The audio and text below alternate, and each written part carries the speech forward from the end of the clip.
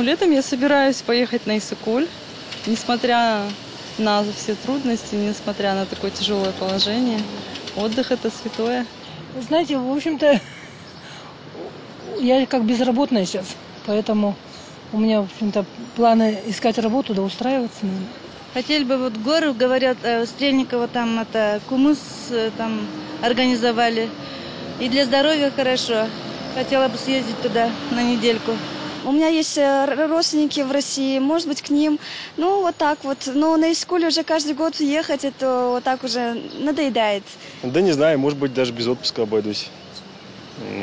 Работать, наверное, придется, может быть. Там посмотрим по ситуации. А сейчас пока точно сказать не могу. А если бы хотелось бы провести, ну, не знаю, съездить куда-нибудь. В какое-нибудь место, где еще не был. Конечно, выезжаем с друзьями в горы, на различные экскурсии и тому подобное. В принципе, так же, как и всегда, Иссык-Куль. У нас там свой санаторий военный, для нас некоторые льготы. Поеду в Турцию. Ну, позвали в гости. Я вот сюда приехал. Я вот тут скоро уже заканчивается отпуск. Я обратно уеду в Сахалин, там работа у меня. К сожалению, мечта на сегодняшний день отдохнуть на Иссык-Куле, потому что сложились такие условия финансовые, не очень простые. И для нас поездка на Иссык-Куль, для нашей семьи, в данный момент это вообще самый такой доступный отдых. Даже недоступный, это мечта. А он будет или отпуск у меня вообще?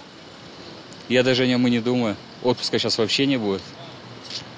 Потому что работа, только если есть работа, то работает, а про отпуск неизвестно.